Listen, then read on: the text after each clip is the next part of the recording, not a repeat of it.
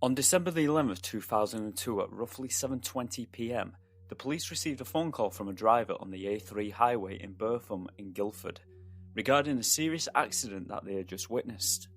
The callers told the police that they had seen a car lose control and swerve off the road with its headlights blazing and crashed in the thick undergrowth off the embankment at the side of the road, just 100 yards or so from the emergency slip road, and so it wasn't long before the police arrived at the scene and immediately started searching for the car or any signs of an accident, but there was no sign whatsoever of a car or an accident. After some more searching, they finally discovered a maroon Vauxhall Astra nose down in the ditch, covered up by undergrowth. But the strange thing was, this vehicle had not crashed in the ditch on this cold December night. It was later revealed that this car had crashed a whole 5 months earlier. The battery was completely dead, and the vines and plants had twisted their way around the vehicle, actually grown around the car. Not far away from the vehicle, the police also discovered a dead body that was so badly decomposed it was basically a skeleton. So the only way to identify the body was through dental records. It turned out the body was identified as 21-year-old Christopher Brian Chandler. He had gone missing on July the 16th of that year and was wanted for robbery and had been on the run from the police ever since July of that year. It would seem that after the crash, the 21-year-old had climbed from the wreck and tried to crawl up the ditch back to the road, but due to his injuries, he couldn't do so and he passed away. So how is it possible that the person who reported the crash had seen the vehicle swerve and fly off the road that cold December night? There was definitely no other cars down in that ditch. Is it possible that this was a phantom vehicle? A replay of a traumatic event that had somehow been recorded and replayed? After all, it's not the first time this theory has been approached. I've heard reports of a ghostly Roman army marching through solid walls or even houses, totally unaware of their surroundings, but seen by living people. Is it possible that certain areas or stones have the ability to record and play back a moment in time, over and over again at random periods? A lot of people think so. A couple named Christine and Robin Gardner apparently saw the Lancaster Bomber flying over Derbyshire in August 2020. 74-year-old Christine was parked up with her husband and a friend in a scenic area in Chatsworth in the UK. When they returned back to their car between 2 p.m. and 2:30 p.m, they decided to sit down and enjoy a picnic. As they sat there enjoying their picnic, all of a sudden they could hear the sound of a plane flying overhead, but it wasn't a gradual noise that was approaching from a distance. It was an instant, loud sound of plane engines, like it just popped into existence. It was a Lancaster Bomber, and it was flying at treetop level, and it seemed to dip its wings and turn down the valley, when all of a sudden, the Lancaster Bomber just simply vanished. It popped back out of existence, and the sound that was coming from the engine also ceased instantly. A little freaked out, Christine and her husband went on to inquire whether there was any Lancaster Bombers flying in the area that day. But no one confirmed this to be the case, and even if there was, it still doesn't explain how a plane can simply vanish into thin air. And then they asked around the area they were in, they asked random people, but it seemed that no one had seen this Lancaster flying overhead, something that would have definitely caught your eyes and your ears. To this day, the couple still stand by what they believe they saw that day, even if no one else believes them. After all, the chances of seeing a real Lancaster Bomber are quite rare, considering there are only 2 that are operational and are able to fly. Is it possible that the couple saw another recording of time replay for them to see? And if so, it does not explain why no one else saw the plane. Now, after I read this story, it got me thinking about another story I've heard many years ago about time rifts in the sky, but from the pilot's perspective. I remember reading about one pilot who was flying his plane one day and he flew over this airbase, and the pilot was really confused by what he was seeing because this airbase should not have existed. The airbase he was looking at existed maybe, I can't remember exactly, but let's say 40 years ago in the past, and since it had been demolished. And he was totally confused by how he was seeing this, but he just went on with his journey. On the way back, it was as if reality had restored itself and the airbase was once again gone, like it should be. Is it possible that that pilot somehow travelled back in time up in the sky and then travelled back to his time on the way back? And if that is so, could the couple have witnessed a time slip? Is it possible that they saw a pilot from World War II who had suddenly been transported into 2020 for the briefest of moments before being sent back to his own time? Maybe. Or is it possible that they actually did see a Lancaster Bomber and they were mistaken somehow? Maybe the sun was in their eyes, maybe it went behind a cloud, and due to some kind of freakish optical illusion, they were somehow fooled. Whatever conclusion you land on, you've got to admit, it is a strange story.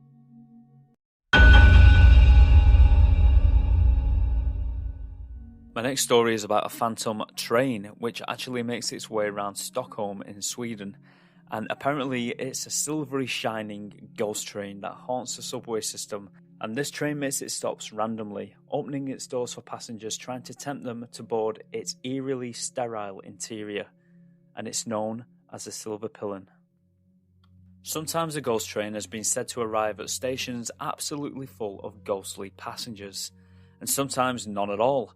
Its interior is completely void of character and sterile. If you are unlucky enough to board this train, then it is said you may go missing for weeks, months or even years, until the train simply decides to let you go.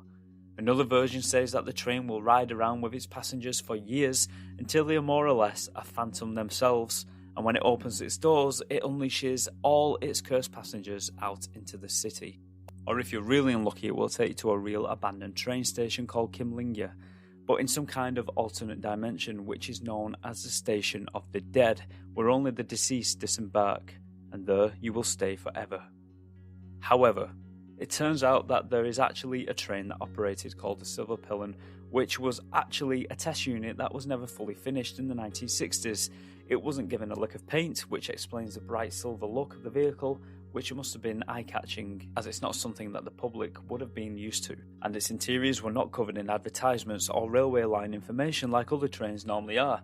It was simply brought out whenever there was a problem with a service or another train, and it was needed to fill in, resulting in this eerie silver streak racing across the lines at night. Now, many believe that these stories could be down to drunks and homeless people seeing the train in the dead of night and simply making up stories.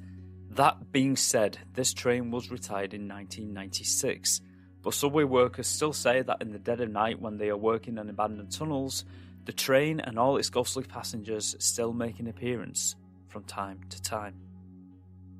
Now, you may remember my episode on the haunting of Flight 401 regarding the plane that crashed in the Florida Everglades, killing passengers and its pilots, and then the parts from the wreck were actually used to maintain other aircrafts, and these parts were said to be haunted by the pilots of Flight 401. But the ghostly pilots were said to have been seen on many occasions either running checks on the planes, or they were witnessed simply sitting in the cabin during the flight, and they were said to be a blessing upon the new aircraft, not a bad omen. Well, now I have a similar story which goes the other way, and this time it wasn't a plane, it was a car. On September the 30th, 1955, the Rebel Without a Cause actor James Dean was involved in a head-on collision in his Porsche Spyder, which he affectionately had named Little Bastard. But the young actor sadly died upon arrival at the hospital. He had suffered a broken neck, multiple fractures to the upper and lower jaw, both right and left arms were broken, and he had internal injuries. Now, apparently after the death of James Dean, it is said that the car went on to have a legacy all of its own, as many claim the vehicle was cursed, including Sir Alec Guinness, the actor who played Obi-Wan Kenobi in the Star Wars movies. One night, as Sir Alec Guinness was leaving a restaurant after being refused a table due to it being fully booked, he bumped into James Dean, who was driving the Porsche, which had been delivered to him that very day. In Alec Guinness's autobiography, he apparently warned James Dean not to ride in the Porsche by saying the following. And I said, "Have you driven it?" He said, "No, I've never been in it at all." And some strange thing came over me, some almost different voice. And I said, "Look, I won't join your table unless you want me to, but I must say something. Please do not get into that car. Because if you do," and I looked at my watch, and I said, "if you get into that car at all, it's now Thursday, whatever the date was, 10 o'clock at night, and by 10 o'clock at night, next Thursday, you'll be dead if you get into that car." I said, "Oh, nonsense." So we went and had dinner, we had a charming dinner, and he was dead the following Thursday afternoon in that car. Apparently the car was a write-off, but it was purchased by George Barris, who was a car customiser, and its parts were reused in other vehicles, and the rest of the wreck was restored and placed on display at various venues. Over the years, there have been stories of mysterious fires starting out whilst the car was stored in a garage, as well as causing many accidents during its travels. Apparently on one occasion, whilst the car was being unloaded into a shop owned by Barris, it fell onto the mechanic, breaking both his legs. Another time, whilst on display, it fell off a stand and broke a boy's hip. As well as this, it was said that the remains of the Porsche were involved in accidents whilst being transported, apparently falling from the trailer, killing a truck driver. The Porsche's engine was restored and placed inside a Lotus Husk and sold to Dr. Troy McHenry, who was killed after racing the car and crashing into a tree.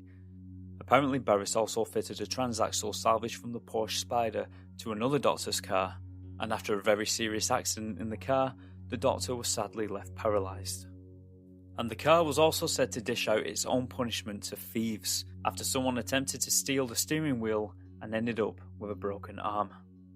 Despite all of this, it is said that Barris was a bit of a con man, and the curse was simply fabricated by him to sell more tickets to view the restored Porsche, which, it is rumoured, may have been rebuilt using sheets of aluminium and passed off as actual parts of the actual car, of the actual wreck, made to look damaged with only certain parts of the car being the original. So maybe the car was cursed or maybe it wasn't, but the great Sir Alec Guinness certainly thought it was, and that's good enough for me. Now, I believe I've saved the very best to last, because the next story is about a phantom London bus which apparently appears now and again in London and causes accidents. When I was reading the story, I could picture this London bus being like see-through, slightly green, coming out of the darkness, out of the fog, and it just really made an impact on me. I really did enjoy this story, and I don't know whether the Harry Potter movies and the books took inspiration from this urban legend, because there's a scene in the Harry Potter films where Harry Potter is actually riding a London bus, which is not entirely like a normal London bus. It can shift its shape, it can travel really fast, it goes unseen to the general public, or so it seems, and it just seems to have a lot of similarities to this story, and I find it really eerie. I really enjoyed this one. I hope you do too. Now, this urban legend begins in 1934 when a motorist was making his way down Cambridge Gardens in West London, and for some strange reason the gentleman lost control of his vehicle and crashed into a wall before bursting into flames, killing the driver.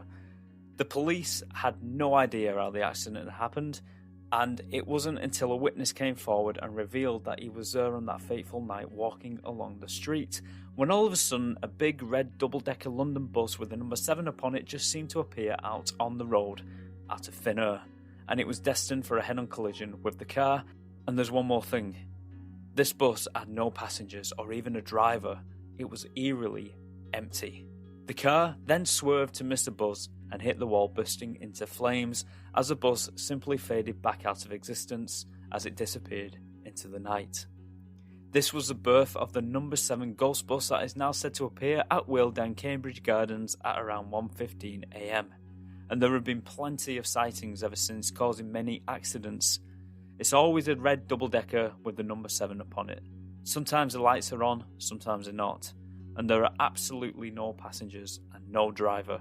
It's as if the bus has a life of its own, and it always appeared at 1:15 a.m. and at the same place, Cambridge Gardens. There is another story of a driver who survived the encounter with the phantom London bus. He described he was driving along when all of a sudden the bus was just there, heading right for him out of the darkness of night. Its headlights were blinding, and apparently both floors were eerily lit, with no passengers on board and no driver. The driver of the car swerved and ran up onto the pavement as the bus sped past him and faded back into the night. And there were hundreds and hundreds of other sightings over the years, some even saying that they'd seen the bus in the depot parked up at night. These sightings went on for quite some time, that is until 1990, when the sightings began to slow down. Many believe that this is because the roads were slightly widened to improve what was already a dangerous route, and ever since the sightings have been few and far between. But many believe that the ghost bus was real and selected its victims for particular reasons.